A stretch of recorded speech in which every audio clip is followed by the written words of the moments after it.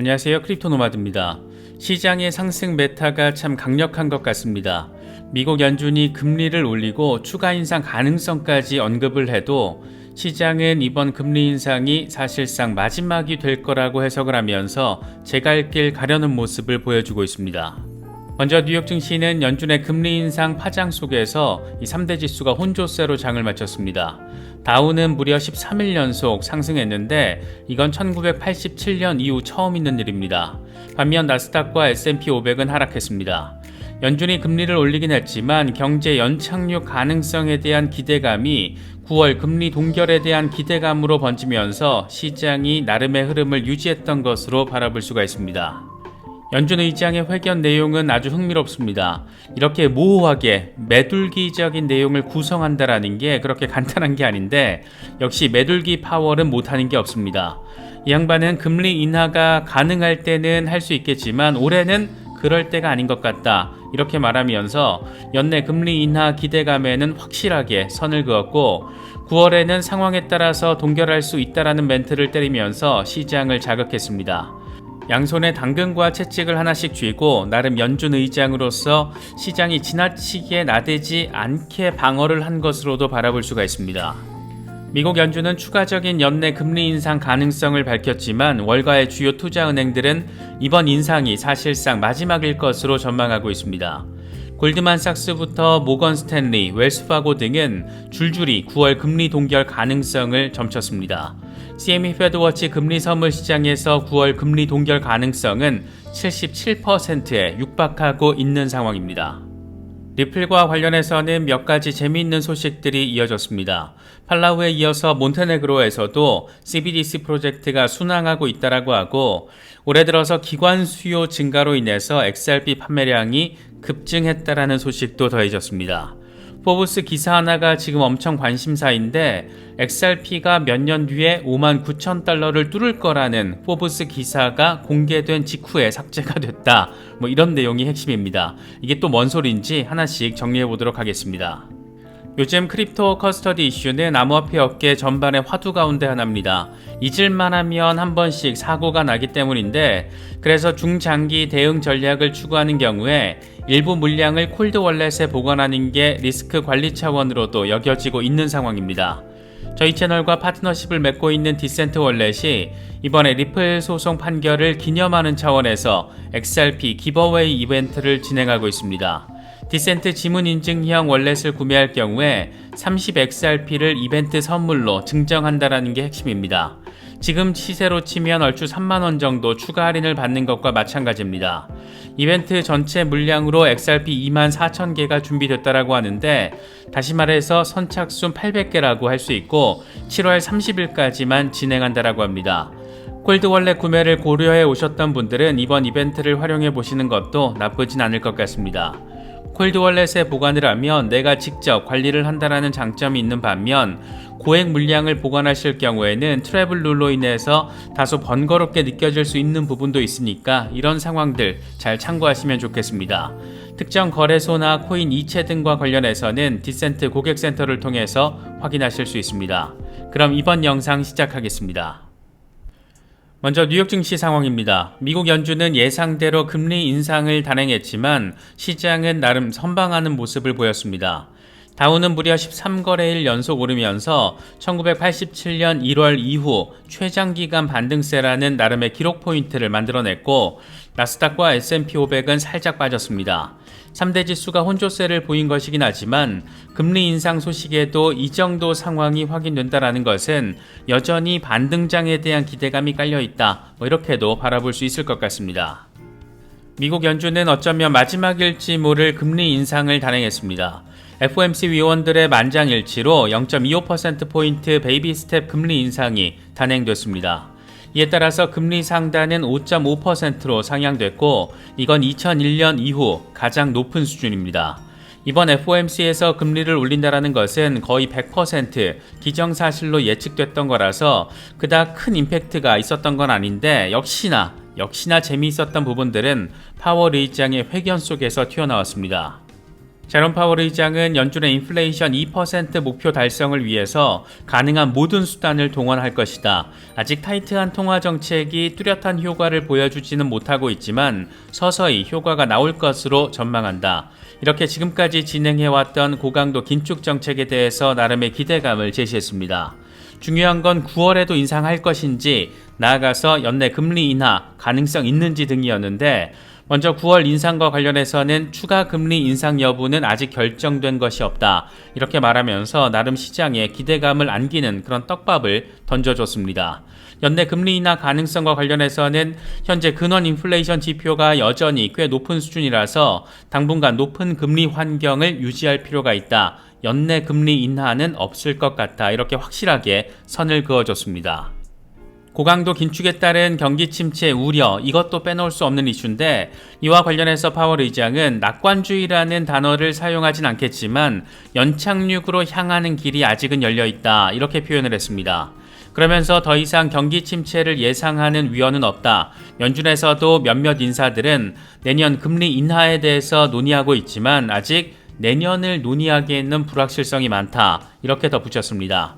연준 의장의 멘트처럼 경기 연착륙을 통해서 경제가 안정적인 방향성을 찾아가면 참 좋겠지만 당장 글로벌 곡물 가격이 15% 수준으로 오를 것으로 예상되는 환경에서 이런 연준의 의지와 계획이 그대로 현실 속에서 펼쳐질 수 있을 것인가?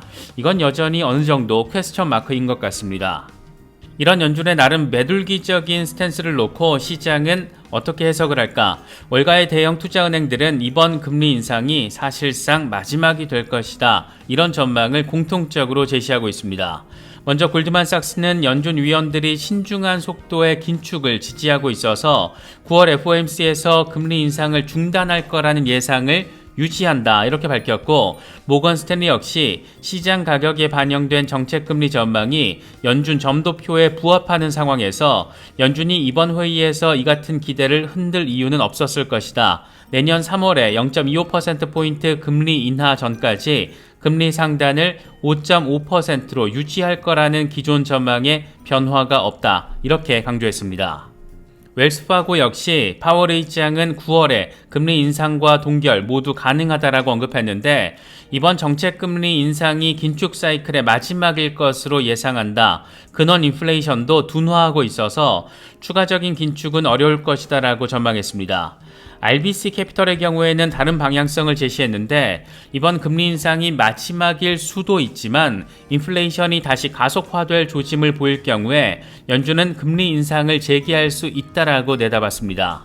이런 정책의 방향성을 러시아가 좌지우지하고 있다라는 어느 정도의 현실, 이것도 꽤나 재미있는 포인트가 아닐까 싶습니다. 증시는 증시대로 제갈 길 가고 있는 모습과 의지를 확인해주고 있는 가운데 비트코인 역시 반등폭은 그렇게 크진 않지만 그래도 위쪽으로 향하는 방향성을 보여주려고 노력하는 모습도 확인할 수가 있습니다. 여전히 3만 달러 아래에서 자리하고 있는 것은 부담스러운 부분인데, 단기적으로 최대 관건은 20일 지수이동 평균을 지지받고 3만 달러로 순조롭게 올라설 수 있을지 여부입니다. 공포 탐욕 지수는 하루 전과 동일한 51을 기록하면서 여전히 중립 단계가 이어지고 있습니다. 비트코인 도미넌스는 살짝 빠졌는데 의미 있는 수준은 아니고 49%대 후반에서 횡보하는 상황이 이어지고 있습니다. 현재 비트코인의 흐름과 관련해서 코인텔레그래프의 기고가 라케시 우페드히에는 비트코인 황소들이 50일 단순이동 평균이 자리한 29,134달러에서 방어를 하긴 했지만 강력한 반등을 이어가는 데는 실패했고, 이건 여전히 곰 세력의 매도 압력이 유지되고 있다는 것을 의미한다라고 진단했습니다. 29,840달러 부근의 20일 지수이동 평균은 하락하고 있고, RSI도 마이너스 영역이어서 저항이 적은 경로는 아래쪽으로 보인다. 만약 50일 단순이동 평균이 깨진다라면 27,500달러를 거쳐서 26,000달러까지도 후퇴할 수 있다. 하지만 20일 지수이동 평균 위로 가격이 올라설 경우에는 31,000달러에서 32,400달러 사이의 오버헤드 저항까지 반등할 수 있고, 여길 뚫어낼 경우 상승 추세를 다시 시작할 수 있다라고 분석했습니다. 캡틴 5의 경우에는 비트코인이 4시간 차트를 기준으로 브로드닝 웨지 패턴을 형성하고 있다는 점을 보여주며 좀 더 하락해서 28,000달러 중반까지 빠지더라도 패턴 상단인 32,000달러를 향해서 나아갈 수 있을 거라는 점을 차트를 통해서 설명했습니다. 벤처 투자 업계에서 거물로 꼽히는 인물이자 대표적인 비트코인 맥시멀리스트 팀 드레이퍼는 비트코인은 법정화폐를 넘어설 것이고 법정화폐보다 더 나은 대안이라고 생각한다, 이렇게 말했습니다. 비트코인은 은행이나 정부가 통제하는 법정화폐보다 안전하고 효율적이다. 수십만 개의 노드가 거래를 검증하는 탈중앙화 시스템은 은행이나 정부의 화폐 가치 결정 구조를 뛰어넘을 수 있다. 전 세계 소매 업체들이 비트코인 결제를 수용하면 신용카드 결제보다 최대 2% 비용을 줄일 수 있다. 사람들이 이런 사실을 인지하는 것은 시간 문제다, 이렇게 강조했습니다. 이 정도 확신은 있어야 비트코인 맥시멀리스트, 그런 소리 듣는 것 같습니다. 암호화폐가 재산으로서 법적 지위를 가질 수 있는 걸까? 이게 또 재미있는 의미 포인트 가운데 하나인데, 이번에 싱가포르 고등법원에서 재미있는 판결, 의미 있는 판결이 나와줬습니다.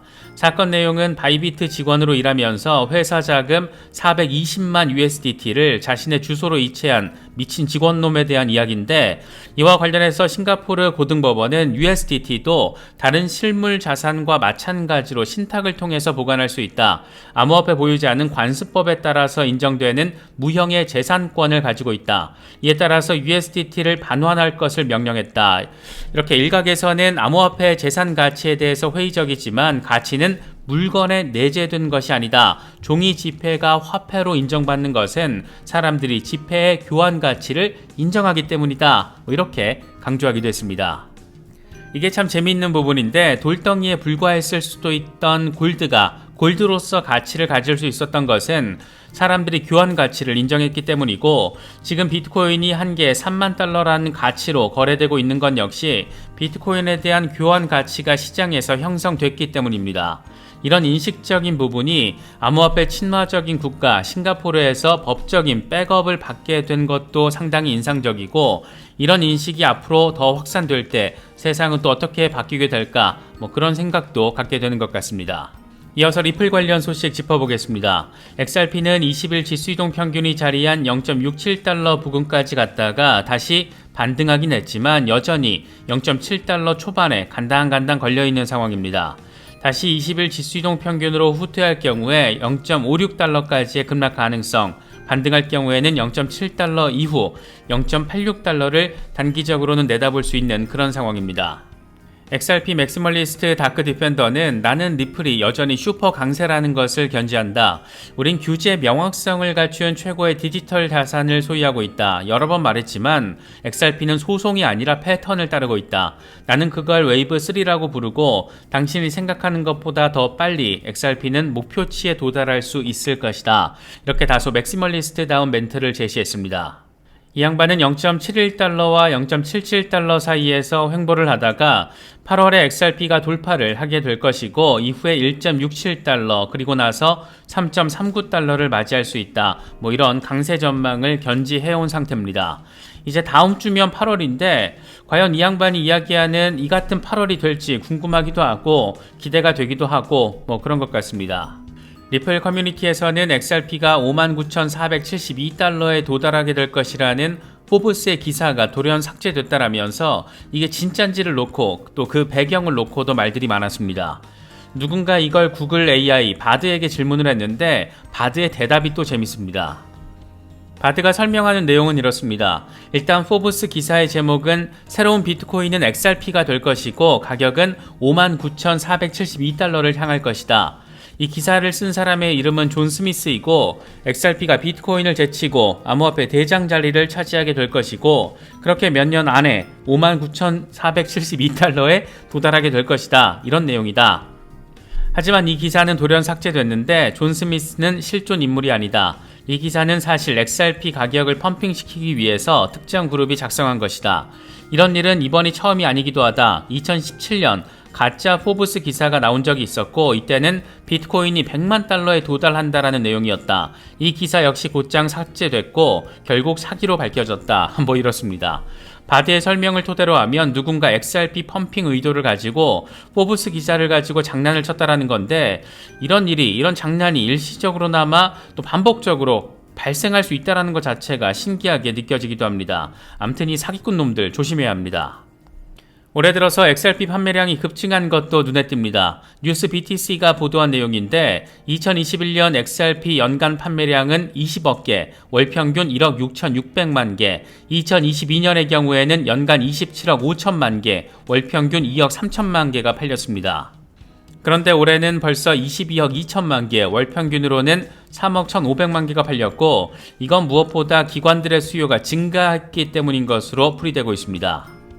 문제는 XRP가 수수료가 소각되는 것 말고는 별도의 디플레이션 시스템이 없다 보니까 토큰 공급량 증가가 시세에는 악재가 될 수도 있다는 건데, 올해 초에 총 공급량이 503억 개에서 현재 525억 개로 늘었다라고 합니다. 채택이 활발하게 이루어지는 건 참 좋은데, 이게 또 시세 압력으로, 하방 압력으로 작용할 수도 있다는 것은 조금 걱정되는 부분이기도 합니다.